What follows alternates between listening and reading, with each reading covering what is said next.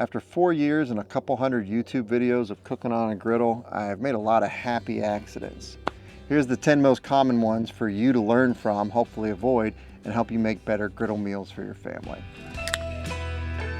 Seasoning. I'm not going to spend too long on this. I have a full video that you can check out, but I wish I knew not to use bacon. You don't want to use bacon as your first seasoning. It's got nitrates and stuff in it, and it'll flake off and it'll make chipping. And 2, thin coats. Get the thin coats of oil or the Blackstone seasoning, 2 to 3 tablespoons for a 4-burner. Just keep it as thin as you can when you're seasoning a new griddle. The only caveat with the bacon thing there is if you cook on it every day, you can use an animal fat.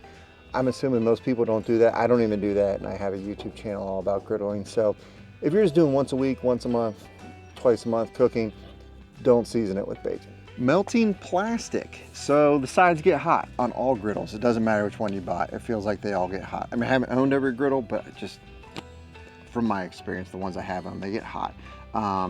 And I've melted plastic bottles. I've melted plastic like little bowls that, you know, are like Gladware that I put eggs in to bring out. I even, when I was re-seasoning and taking the rust off a 2-burner, melted my cooler.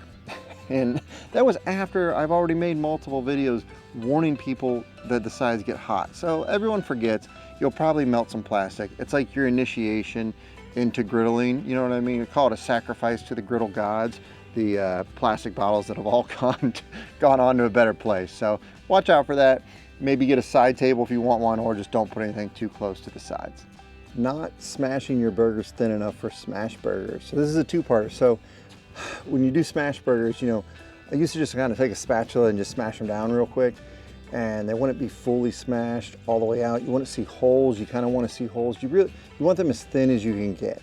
That way they create that crust, and they're just crispy and cooking in their fat, and they're so good. So, you know, don't be afraid to smash them down. You can get a smash burger press. You don't need one. 2 spatulas also works well. And the other big thing that I learned was I was probably going too big on the amount of beef I was using for my burger ball. Really, you want 3 ounces or under. I shoot for like 2.5. A good rule of thumb for me, because I just use 1 pound of ground beef, is I just separate it into 6 equal parts. Or you can get a 1/4 measuring cup, and that usually equals like 2.6 ounces or something like that. And then it's easier to smash them. So smash them thin, use a smaller amount of beef. And if you want more, just make doubles, make triples, put 4 patties, who cares? You just want a smaller amount of beef to get that nice crust on there. Zone cooking. So at first I really wasn't utilizing all 4 burners in different zones. So you can turn, like, you know, a couple burners on low, a couple burners on high, sear a steak in one spot, maybe cook your, warm up your tortillas in the other spot for a fajita or something. So just, you really got to get used to your griddle and utilize the zones. Also, sometimes if it gets too hot, I'll turn all 4 on. Like you can see right here in this cook where I did cheesesteaks. Then I turn the outside 2 off and just use the middle 2 burners. So, you know, that's something to get used to, the zone cooking. It's good for breakfast as well. You want to do eggs at a lower temperature while you're doing your potatoes and your pancakes at a higher temperature. So zone cooking is a big thing to kind of get used to. But if I do it, I always turn all 4 burners on to preheat the whole griddle. And then I also usually just turn off 1 burner or the outside burners. I don't go like left half on, right half off. That can lead to warping and stuff. Warping your griddle. I warped one of my griddles. I preheated it on high and had a big 5-pound log of beef that I then put down that was partially frozen. So smoking hot griddle, probably over 500 degrees, lots of frozen-ish beef. The big heat jump warped the griddle. So that's not good. So the main thing with warping is you're going from one extreme to another. So you could do that. You're putting something very, very cold on a very hot griddle. Now I've done frozen burgers. I've filled a griddle up with frozen burgers. I just preheated the whole thing on low and added them at like 350. I didn't add 16 frozen burgers when this thing is at 500. Like, that's the difference. Also, in the wintertime, you can cook on these. I've cooked on these at 20 degrees outside. But again, if you crank it to high and it, you know, is 25, 30 degrees outside, then that extreme jump in temperature on the metal is what'll make it warp. So I wish I knew that before I warped the other griddle, but it did go back after I let it cool down. It leveled back out. Overthinking oil. Okay, so look, this is a hot topic, and I mean, God help you if you get on Facebook or something and start trying to ask what oil to use. People just give you their life story and tell you you're going to hell if you use a seed oil or something. I don't know. But anywho, I'm not getting into that. All I'm going to say is I like avocado. It's got a high smoke point. I use avocado a lot. I use canola as well. I've used basically everything. I've used Whirl, which is like a buttery oil mixture that we used when I worked at diners. In general, you just want to use a high smoke point oil. Like I said, canola, avocado, they seem to work for me. I don't know anything about health complications with these, so I'm not a doctor. Just take it for what it is. I'm just talking about cooking. You can use butter. It will burn if it gets too high. You can use ghee. You can use lard. You can use bacon up. I mean, the possibilities are endless. So, I mean, for your first cook, don't stress about it. If you're someone who cares about that and you want to go down that rabbit hole, go ahead. If not, I would grab canola or avocado and you're probably good to go for like most all of your cooks. Not prepping ahead, boy, I feel like I still learn this one every week. The more you can prep ahead, the more organized you are, the better it's going to be. You're cooking outside. Obviously, you're not in your kitchen and everything's not at arm's length. But I enjoy cooking outside. That's why I want to do this, because it's a beautiful day like today. I want to cook outside. So you really need to get your prep list done, something to carry it out with. I usually just use a cookie sheet. Some people buy specific trays to take out with them. You don't have to, it's up to you.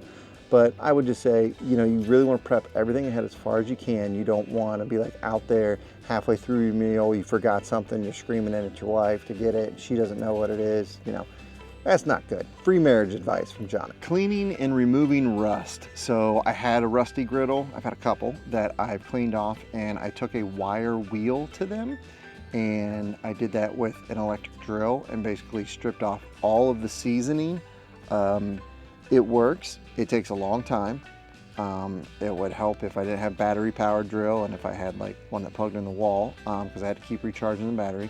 But also you can just get a scraper, a pumice stone, and scrape it down and get oil and scrub it down and do that first. When I mentioned I burnt that cooler earlier, that was a video where I was re-seasoning a griddle that I left outside all winter long on purpose with the cover off and the lid open, and it re-seasoned fine without having to strip it down. So I wish I would have known before I stripped down the other ones to try that first. The pumice stone does take a minute. It does take some elbow grease. It's like a 3-beer job in my opinion. But I would try that first, because stripping it all the way down is a little bit of a hassle, but it's possible. If you want to go that route, you can go that route. Like I said, I've done it a couple times. It really gets it. You're like starting from brand new when you do that with the wire wheel. Cooking in the wrong order. So you got to put down whatever takes the longest first. If you put down your eggs the same time you put down your bacon for breakfast, then the eggs will finish and the bacon won't be done, and you'll either have cold eggs because you pulled them off the griddle, or you'll have burnt eggs because they sat there while you waited for your bacon to finish. So cooking order is important. I have a chart for cooking order right here. It is in my ebook, along with a bunch of other charts and helpful things that you can get. So the general rule though, you know, because you can't go over every single cook, you don't know what people are cooking, just start with whatever takes the longest first. Potatoes usually, and meat, and then whatever's going to be quickest last. So like that's why I said eggs are almost always last. Bonus tip, if you want 101 recipes and everything from this video, including seasoning, cleaning, oil, temp control, all that, it's in my Griddle 101 ebook, which is on your screen now. It's everything I know about griddling for $15. So, you know, check it out if you want to get a copy. The biggest mistake or happy accident, in my opinion, that I had to learn, and I've seen a lot of other people with this, is not knowing your temperature. These things get hot, okay? They get really hot. So an infrared thermometer is key. It's so key to know your temperature. And I have a temperature chart right here, which is on your screen. It's also in the ebook. And I mean, this is the first thing we did every morning when I worked at a diner, Bob Evans in the Midwest, is go in and get the griddle to the proper temperature, because eggs were cooked at a lower temperature, like 300, 325. Pancakes were cooked at like 375, and the potatoes were around 400 or so. So, you know, knowing your temperature, it doesn't need to be exact, but you should know it. Also, another temperature thing is like preheating. Don't turn this to high and preheat it for 15 minutes and walk away. You'll just blow past whatever temperature you're looking for. Okay, it'll just be smoking hot. So I like to preheat it for like 5 minutes, get my thermometer, then come check the temperature. So usually I start on medium low to preheat, come see where it's at, adjust it from there. Well, I hope this was helpful. My beginner Blackstone playlist is on your screen right here. It's got everything in more detail that I just went over, and my ebook is on your screen right there if you still want to grab that. Thank you so much for watching. Congratulations to all the new griddle owners out there.